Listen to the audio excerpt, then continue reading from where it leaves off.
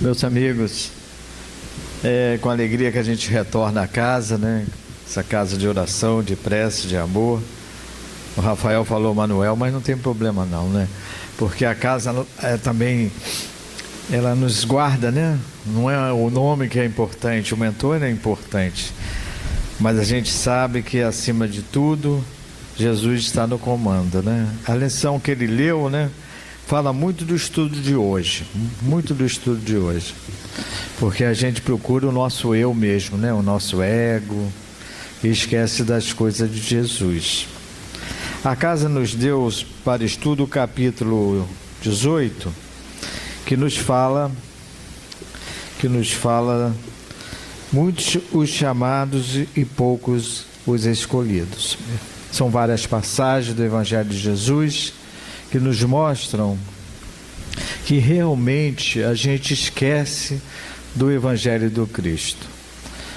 Quando Jesus veio ao mundo, né, para trazer a mensagem da lei do amor, tudo era olho por olho, dente por dente. Depois, com o Evangelho do Cristo, nós aprendemos que devemos amar sempre, mesmo com amargo sacrifício. Pois o amor é a única forma, a única moeda que traz a paz e a felicidade aonde a gente estiver no universo. Essa frase é de Emmanuel, está no livro lá de Chico, que tem o título de Emmanuel. Então, sem o amor a gente não consegue evoluir, não consegue. Então, logo na primeira mensagem de estudo, vem a parábola do festim das bodas. Muito importante. Kardec faz uma análise que a gente vai ler, depois a gente vai comentando. Mas Kardec faz uma abordagem que esses que foram chamados seriam aqueles de Israel, do povo hebreu, que realmente não reconheceu Jesus como esse guia e modelo da humanidade. Mas ela é muito rica, essa passagem, e nos traz vários sentidos para a nossa reflexão nessa tarde. Fala mais ou menos assim, ó. Fala assim, né? Que eu vou ler aqui na íntegra. Parábola do festim das bodas. Falando ainda por parábolas é uma comparação, uma alegoria que no final tem sempre um sentido ético, um sentido moral para a nossa vida, para o nosso cotidiano. Aí Jesus falou assim: o reino dos céus se assemelha a um rei que, querendo festejar o casamento do seu filho, enviou os seus servos a chamar para as bodas os que tinham sido convidados. Estes, porém, recusaram ir. Tinha uma festa muito bonita, tudo arrumado, e ele mandou chamar, né? Mas ninguém apareceu. O rei enviou outros servos com ordem de dizer da sua parte aos convidados. Mandou falar o seguinte, ó: preparei o jantar, mandei matar os meus bois e todos os meus cevados. Cevados são animais que estão pronto para o corte, né? São gordos, fortes, perus, né? Todas essas aves. Tudo está pronto. Vinde todos a essas bodas. Mas eles, sem dar importância a isso, também não foram. Eles foram para o campo ou para o seu negócio. Os outros pegaram os servos e os mataram, depois de lhe haverem feito muitos ultrajes. Esse foi pior, né? Um foi para o campo, o outro foi para o seu trabalho, o seu negócio, a sua empresa, e outros ainda pegaram os servos e o mataram. Terrível, né? Sabendo disso, o rei se tomou de cólera e mandando contra eles seus exércitos, exterminou a todos. Mas ele não parou ainda, ele queria que fosse alguém lá na festa. Até agora não foi ninguém. Então disse a seus servos: o festim das bodas está inteiramente preparado, mas não eram dignos os que para eles foram chamados. Ide agora, até nas encruzilhadas, vai chamar qualquer pessoa, pode ir, chamai para as bodas todos quantos encontrardes. Os servos então saíram pelas ruas e trouxeram todos os que iam encontrando, bons e maus. A sala das bodas se encheu, o palácio se encheu de pessoas que se puseram à mesa. Então ficou tudo cheio, dessa vez deu certo, né? Só que o rei chegou e entrou, e em seguida, para ver os que estavam à mesa, e percebeu que alguns não vestiam a túnica nupcial. E disse: meu amigo, como entraste aqui se você não está com a túnica nupcial? O homem guardou silêncio. Então disse o rei aos seus guardas: atai-lhe as mãos e os pés e lançai-os nas trevas exteriores. Aí é que haverá pranto e ranger de dentes, porque muitos são chamados, mas poucos são escolhidos. Então Jesus contou essa parábola, está no Evangelho de Mateus, versículo 22 a 14. A gente fica assim, né? Vou botar um clipe. Vou botar aqui um clipe, tá? Depois a gente tem que continuar no outro segmento. Kardec, logo ali no início, ele fala: puxa, mas que parábola, parece muito pueril, não é? Não tem muito sentido. Mas depois ele vai estudando e vai vendo. Temos aqui algumas anotações que a gente vai falar para vocês nesse estudo dessa tarde, para trazer uma reflexão. Então, reino dos céus, nesse caso aqui, como é que a gente conhece o reino dos céus ou o reino de Deus? É aquela paz interior, né? Que está dentro de nós, do nosso dever cumprido, através do trabalho do bem, aquele que cuida da mãe que está doente, que cuida do filho. Então, essa é o reino dos céus. Por isso que Jesus nos fala que o reino de Deus ou dos céus não está aqui, ali ou acolá, mas está dentro de vós. Então Jesus ensina que através do trabalho do bem é que você vai ser feliz. Isso ninguém pode tirar de você. É lógico que a gente, com o nosso trabalho, do dia a dia, nosso suor, nós temos direito ao nosso lazer, às nossas coisas, mas a gente tem que ter um esforço contínuo, né? Constante no trabalho do bem, no trabalho da caridade. Então tudo isso para a gente falar do reino dos céus, né? Que é um estado interior de paz, tranquilidade, do dever cumprido, um estado de elevação espiritual. Mas aqui no caso Jesus, né, esse guia e modelo nos mostra o reino dos céus diferente, um coquetel, me perdoa a palavra chula, mas um comes e bebes, não é verdade? Foi isso que Kardec falou ali, não é com essas palavras, mas ele dá uma outra interpretação. E de modo geral, quem não quer ir comer alguma coisa e beber de graça, né? Vai todo mundo, não é? Menos os espíritos que são mais equilibrados, às vezes não vai, mas de modo geral, né? Vai todo mundo. Porque aquela reunião que se tem, né? Muitas vezes, no churrasco, todo mundo, de modo geral, vai. Então Jesus traz essa mensagem, né, atualíssima. Todo mundo vai. Mas aqui no caso, era para quem fez o trabalho da lei do amor. Ou seja, amor a Deus sobre todas as coisas, amor a você mesmo e ao próximo como a si mesmo. Então, amar a Deus sobre todas as coisas e ao próximo como a si mesmo. Então, você vai ver que houve 3 grupos que não apareceram. Só na última vez é que o terceiro grupo conseguiu encher a sala.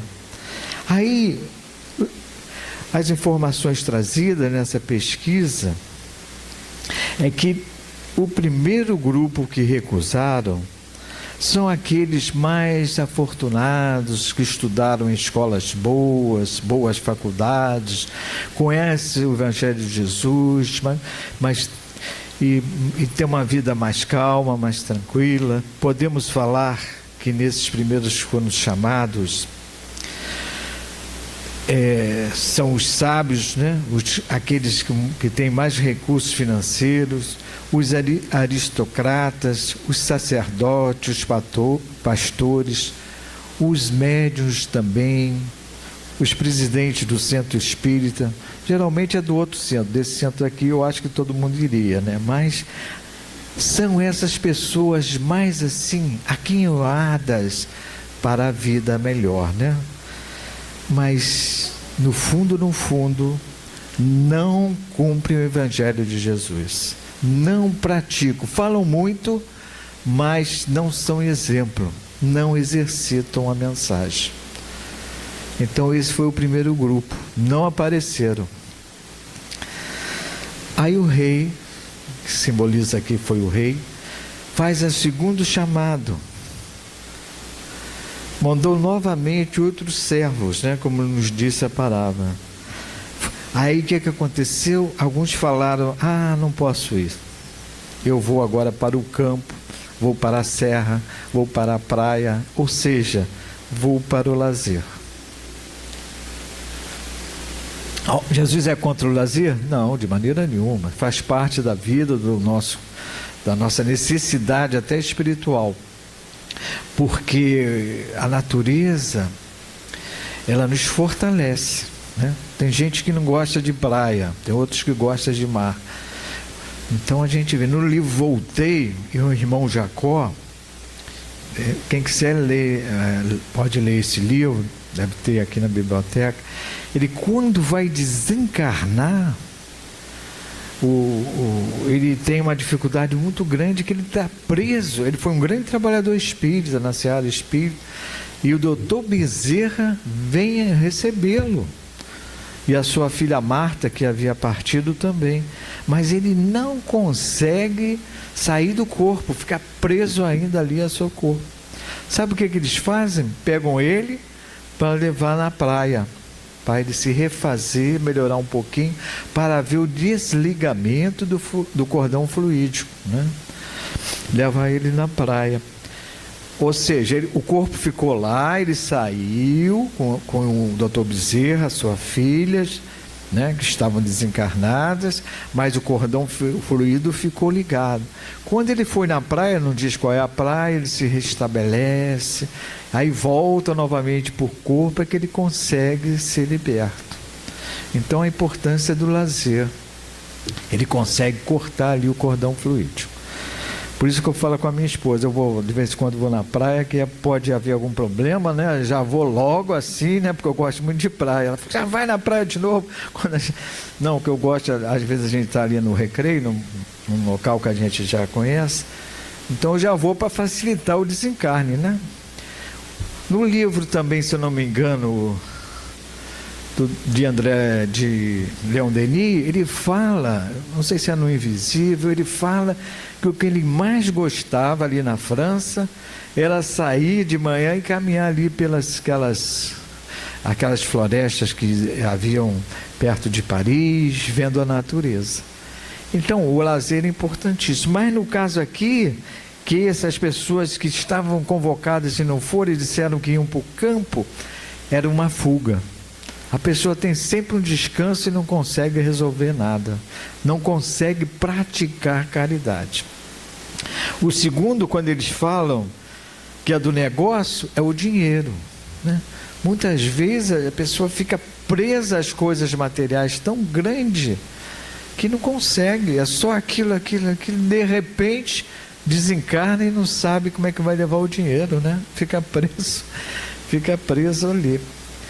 Tem uma história também que conta, não sei se é do livro do Chico, não estou me lembrando agora, mas é que é mais ou menos assim. Tinha um grande empresário que ele recebia por hora. Isso existe, né? Essas grandes empresas, Ele é consultor de uma grande multinacional e tudo, tem a sua empresa, então quando ele consulta, ele dá uma orientação, ele fala, ele cobra por hora. Inclusive no telefone também, informações, e no final do mês manda a fatura. E ele não conseguia falar com o filho. O filho sentia muita falta dele e tudo, porque ele estava sempre correndo. Então ele falou: pai, quanto é que você ganha? Aí ele falou assim: não vou falar nada disso, não interessa. Como assim? Não interessa. Mas até o filho insistiu tanto outros dias, que até ele falou mais ou menos quanto era. É tanto assim por dia, está tanto assim por hora. Então o filho ajuntou a mesada, e quando tinha um valor, falou para ele: pai, você fica então 1 hora conversando comigo, que eu já tenho o dinheiro para te pagar. Aí que ele despertou sobre isso. Então ele compreendeu, não sei se é verdade essa história, mas tem um fundo de verdade, né? Então ele foi e mudou a sua vida, mudou o seu equilíbrio, participou mais da família, ele tirou férias, aí umas férias dignas, né? E passou a trabalhar mais com convívio familiar. Ele foi num fim de semana, a história continua, não vou contar tudo, senão não vai dar tempo da parábola, mas ele foi um fim de semana e fez todas as vontades da esposa, do filho. Na hora que ele vai fechar a conta do hotel, a esposa falou: puxa, eu estou achando que eu vou morrer, você sabe alguma coisa, que você fez todas as minhas vontades nessa viagem. O que aconteceu? Que ela tinha feito os exames antes da viagem. Você sabe o resultado do meu exame? Eu vou morrer? Ele falou: não, que agora eu estou mudando, né? Eu agora vou ser mais fraterno. Então aqui, esses não foram. E o que aconteceu com outro grupo? Mandaram matar e ultrajar os servos, né? Então são criaturas absorvidas com o dia a dia, o cotidiano, com negligência e indiferenças com as coisas espirituais. Simboliza o ultraje e a morte dos servos ilustrados na parábola. Então o rei mandou matá-la, também fez uma vingança, entre aspas, vamos dizer assim. Mandou os soldados procurar todos e mandou matar como eles haviam feito. Isso representa a lei de causa e efeito, né? Você matando pela espada perecerá. Muito interessante isso. Só que aqui é uma simbologia, não há necessidade de matar ninguém. Representa que aqueles que mataram têm tantas dificuldades, vivem tanto na vibração do mal, que não terão oportunidade no mundo de regeneração. Por isso que a sua cidade foi destruída, ou seja, não poderão reencarnar no mundo de regeneração. Terá que fazê-lo, porque Deus é misericórdia, terá outra oportunidade em outra orbe, em outro planeta. Mas aí chegou o final, né? Esse grupo que ele mandou convocar agora qualquer pessoa, até nas encruzilhadas. Então eles levaram muita gente. Quem estava debaixo das marquises, sujo, né? Que a gente vê aí nas ruas, de várias maneiras, gente boa, gente ruim, desequilibrados. Mas o que nos parece aqui, o que Kardec nos fala, que essa roupa nupcial é o nosso perispírito, ok? Quando a gente desencarna, o corpo físico fica aqui na Terra, se transformando, é enterrado, e nós seguimos com o perispírito envolvendo o espírito. Tudo que a gente faz de bom ou de mal está marcado no perispírito. Então aqueles, tinha algum santo ali? Não, de maneira nenhuma, nós não somos ainda tão imperfeitos, mas tinham pessoas que vibravam no bem, que lutavam para domar as suas inclinações más, que lutavam para procurar ser um agente transformador do bem. O que aqui a casa de Fabiano faz, né? Um agente transformador do bem, né? Acalmando os corações, consolando quem precisa, quem chora, né? Então essas pessoas ali puderam ficar. Aqueles que estavam bem vestidos, talvez até de smoker, não puderam, porque não tinha o amor no coração. Deixa eu ver o que se eu esqueci de alguma coisa. Aqueles que não puderam ficar são espíritos altamente comprometidos com o mal. Altamente comprometidos com o mal. Tais criaturas são retiradas porque não têm a roupa nupcial e conduzidas a reencarnações, muitas vezes dolorosas, onde haverá maiores dificuldades e que haverá pranto e ranger de dentes. Então a gente vê uma parábola muito bonita, né? Esse ranger de dentes também são dificuldades muito grandes, né? A corrupção, ela nos mostra isso, né? Nós temos que orar muito, né?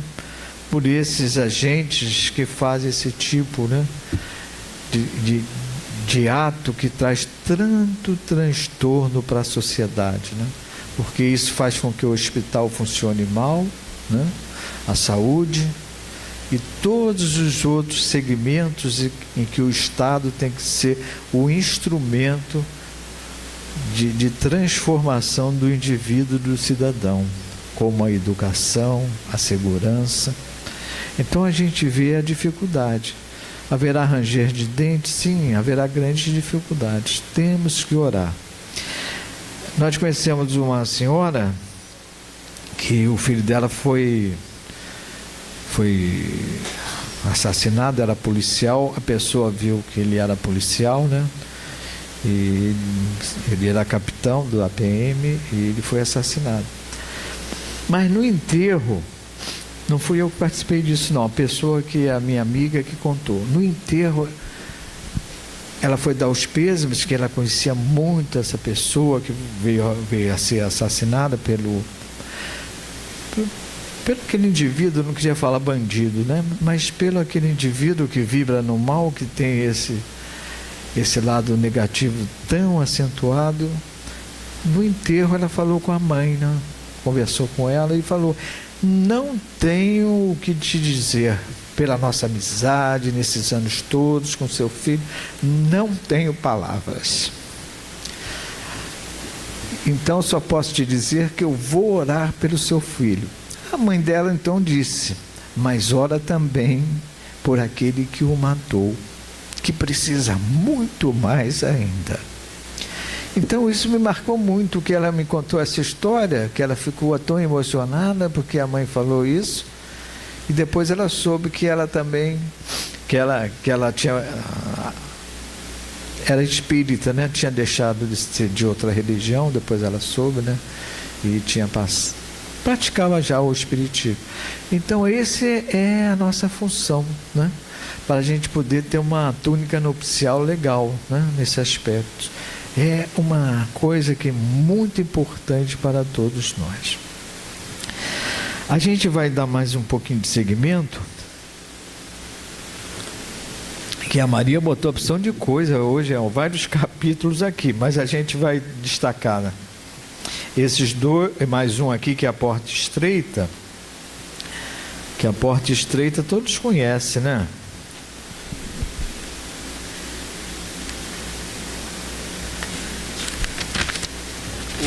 O próximo segmento aqui da página, que faz parte do estudo, Kardec analisou mais ou menos como nós falamos, logicamente, quem quiser estudar em casa, ler, é muito importante.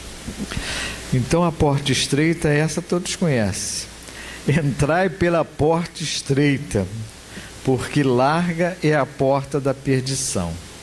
Espaçoso o caminho que a ela conduz, e muitos são os que por ela entram. Quão pequena é a porta da vida, quão apertado o caminho que a ela conduz.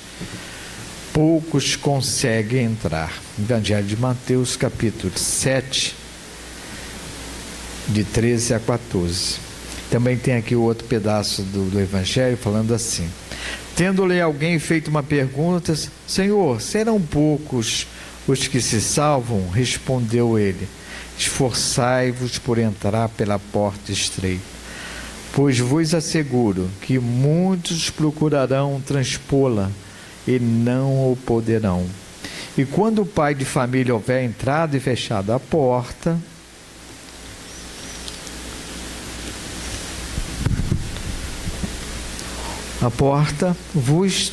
vós de fora começaste a bater, dizendo: Senhor, abre.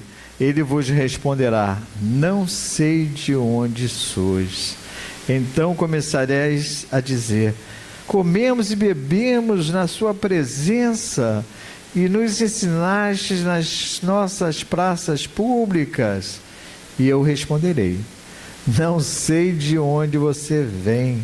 Afastai-vos de mim, todos vós que praticais a iniquidade. Então, a porta estreita, por exemplo, vem o carnaval aí. Vocês acham que é porta estreita ou porta larga? Porta larga, né? E põe largo nisso, hein? Não, nós não somos contra o carnaval, né? É o desequilíbrio. O carnaval, ele é muito antigo. Diz que antes de Jesus já tinha carnaval, né? Sabe lá o que é isso?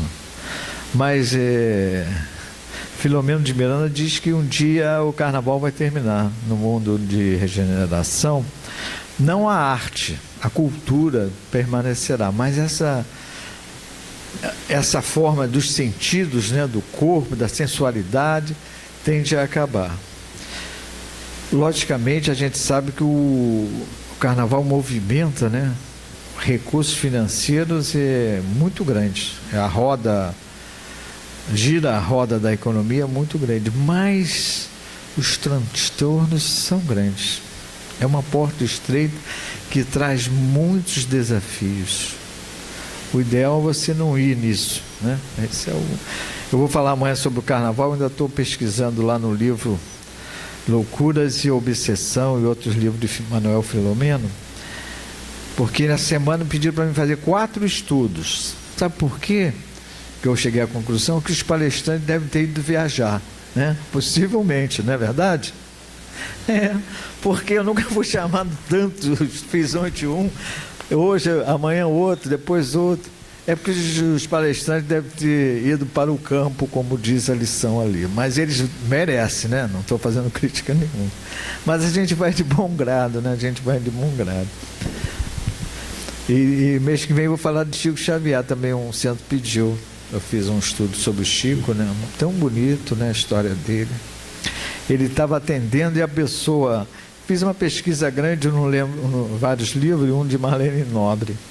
Marlene Nobre foi uma médica muito dedicada no espiritismo, e ela foi presidente da Associação Médica Espírita. E Chico falou: nós precisamos fundar a Associação Médica Espírita. E ela era novinha: você tem que estudar medicina. Ela falou: eu estudar medicina? E ela acabou estudando, casou com o marido dela, foi deputado, também um deputado corretíssimo de São Paulo, Freitas Nobre, e ela tem um trabalho magnífico, trabalhou muito com o Chico. Teve uma vez que eu conto, né, a história do Chico, que a pessoa tinha tantas dores, mas dores muito difíceis no estômago. Aí Chico... A pessoa ficou na fila, chegou na hora e conversou muito com ele. Aí ele falou assim: olha, Emmanuel está dizendo aqui, se não dá para você aguentar essa dor, não, porque isso aí não vai passar, não. Você tem que orar, porque isso é de outra reencarnação. Aí explicou tudo a ela. Mas ela melhorou, né? Depois que o Chico falou, mas ele falou isso: não dá para você viver com essa dor, não. Aí eu falei: caramba, qualquer coisa já toma um analgésico, né? A gente já toma logo um analgésico e tudo, né? Ele falou: você tem que viver com essa dor, porque ele explicou o que foi, né? Então a porta estreita, Kardec fala que são as paixões. As paixões. Por exemplo, paixão do futebol. bom, isso você vê o seu futebol, você gosta, mas é uma paixão que parece do circo romano, né? Que a pessoa sai para matar o outro que está de outra camisa. Então as paixões é que faz com que você entre pela porta larga. Então Kardec dá uma definição quando ele pergunta no Livro dos Espíritos, que tem um capítulo só sobre as paixões. Só sobre as paixões. Na pergunta 908. Então a gente anotou a pergunta aqui para a gente entender bem o que é a paixão. A paixão, ela não é ruim. Ele perguntou, Kardec, os espíritos superiores responderam que não é ruim a paixão. Às vezes você tem uma paixão para fazer um trabalho no bem, né? Uma dedicação grande, então você consegue fazer aquilo, aquela obra tão importante. Mas eles explicaram assim, os espíritos superiores, na pergunta 908. As paixões são como um cavalo, que é útil quando está dominado, e que é muito perigoso quando é ele que domina. Reconhecerei, pois, que uma paixão torna-se perniciosa a partir do momento em que não podeis governá-la, e que ela tem por resultado um prejuízo qualquer para vós ou para outrem. Bem definido aqui, né? Então o cavalo está tudo legal, está domesticado, você está caminhando, aquela paixão está boa. Mas se você pega um cavalo bravio, né? É terrível, terrível. Quando eu era criança, agora a gente já está ficando mais idoso, né? Bastante idoso. Aí tinha um ditado da minha mãe, falava que agora o casamento, né? Pessoas junto aqui, junto ali, mas antigamente o casamento era uma coisa, né? Quando era guri, né? Criança, era uma coisa que todo mundo queria. Hoje tem a convivência, né? Consensual, se assina um contrato. Então dizia que o casamento era igual um cavalo, só que era um cavalo bravio. Então todo mundo tinha que casar, não, vamos casar, que era o sonho, né, da família, do pai. Então era um cavalo bravio que todo mundo segurava para você casar. Quando você casava, casou, solta o cavalo. Aí ficava uma confusão que a pessoa se aborrecia muito, porque antigamente o casamento trazia muitos transtornos, tanto para o homem como para a mulher, mais para a mulher. Então muitas vezes a pessoa casava com um carcereiro, era terrível, né? Hoje, graças a Deus, né, a evolução, a lei do progresso que a gente vive e convive, faz parte da lei de Deus, nos mostra, né, a importância da mulher na sociedade, tão importante. E Jesus sempre deu valor à mulher, né? Ele enaltecia muito a mulher. Tanto é que quando ele ressuscita, ou seja, ele vem com o seu corpo psicossomático, ele se apresenta primeiramente para Maria de Magdala, não é? Primeiramente, Jesus se apresenta. E ela estava lá, ela foi ver o corpo de Jesus, o corpo sumiu, ela chorava muito, muito, muito. E Jesus é muito engraçado, né? Ela chorava, né? Lógico, porque Jesus teve aquele holocausto todo, né? Aquela dor. Mas ele perguntou, ué, por que está chorando? Está lá no Evangelho, né? Você não sabe que ninguém morre? Então ele perguntou isso, por que está chorando? Como o último capítulo do estudo de hoje é o finalzinho,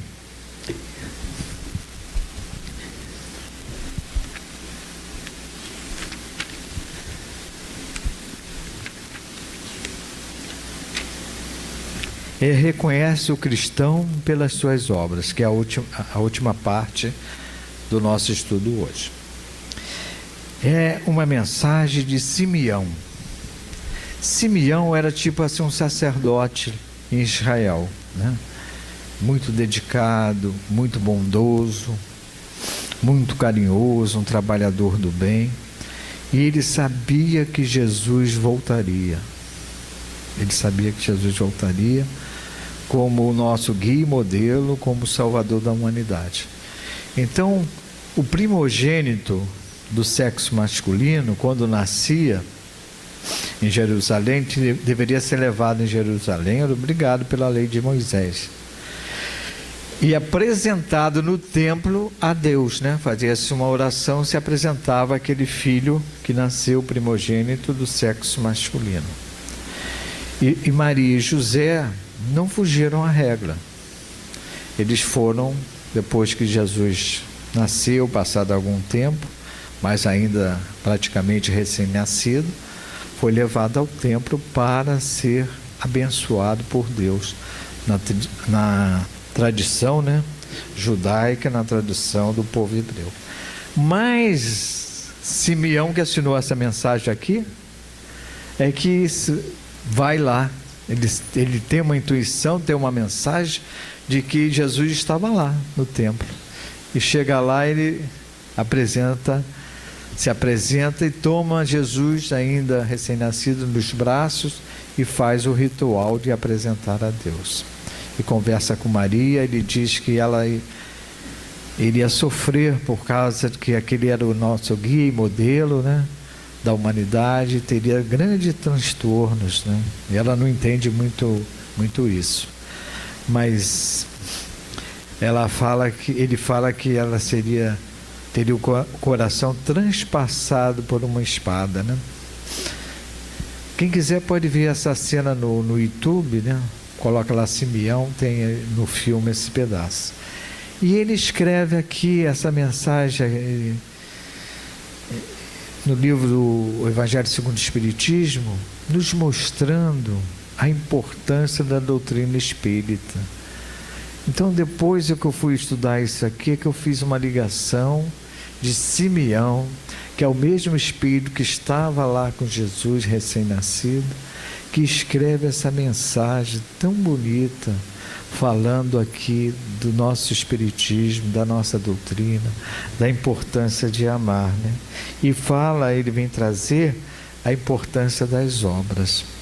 Aí depois eu fiquei pensando, como é que tudo se liga na doutrina espírita?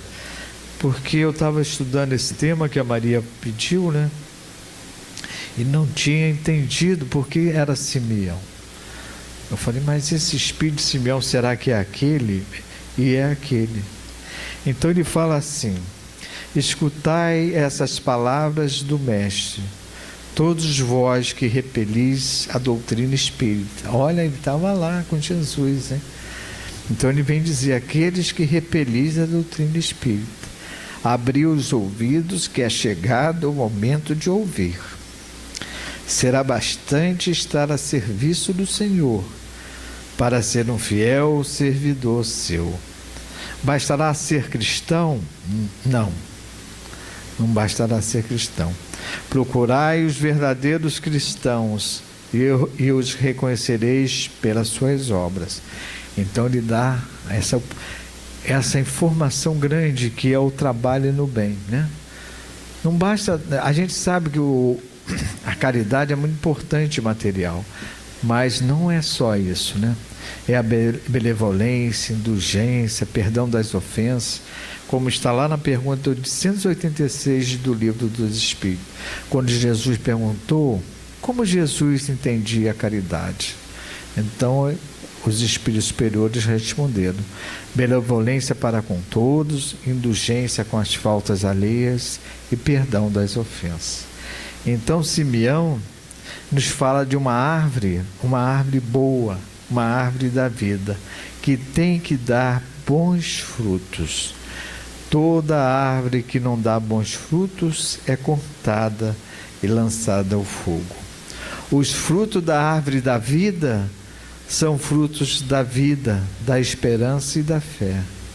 O cristianismo, tal como fizeram há muitos séculos, continua a pregar essas virtudes sagradas.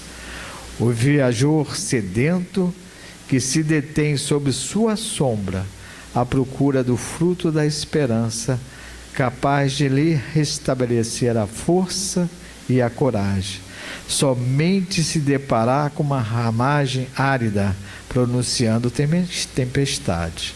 Em vão pede o fruto da vida a árvore da vida, ressecadas as folhas caem, a mão do homem tanto as manipulou que as queimou. Então ele nos mostra assim que a árvore da vida, sem essa fé, sem esse trabalho no bem, está ressecada. E nós sofremos muito, não é? Por todos esses desatinos que a gente vê. Então ele dá um reforço, dá uma mensagem de a gente procurar a árvore da vida do Espiritismo, já que a gente está nele. A árvore da vida do Espiritismo que nos dará os frutos do amor e da esperança. Então ele conclui assim: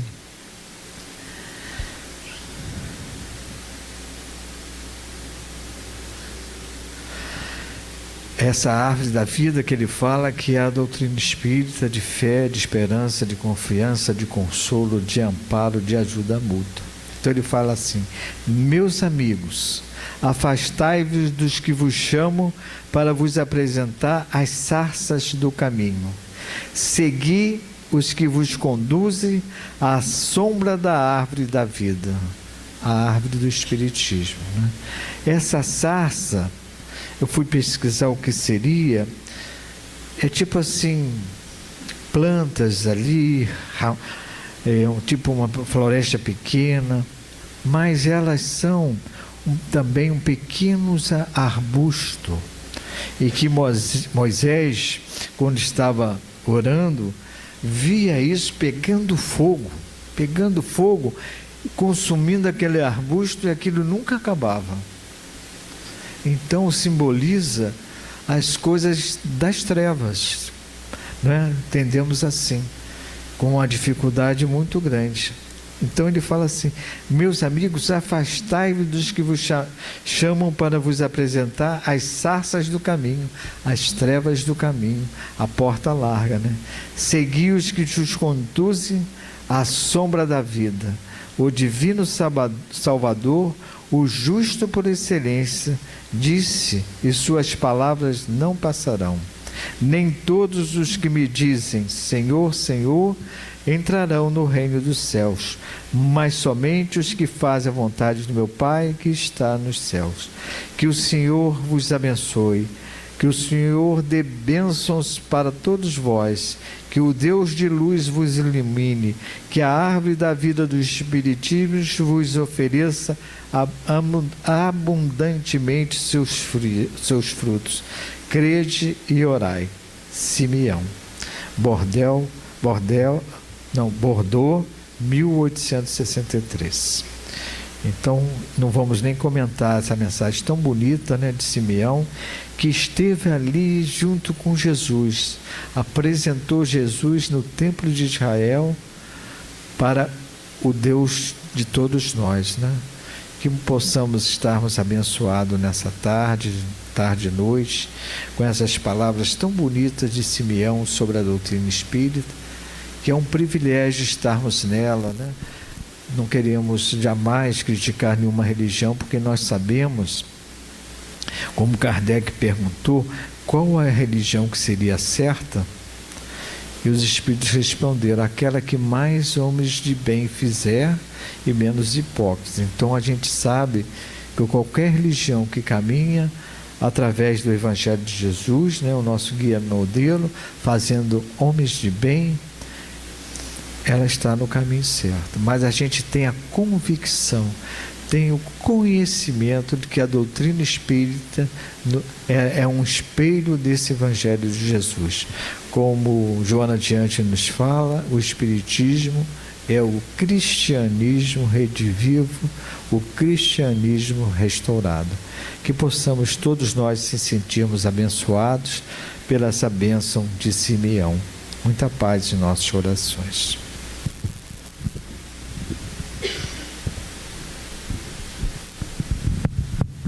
Agradecemos aí o estudo que o Gilberto fez para a gente. Com certeza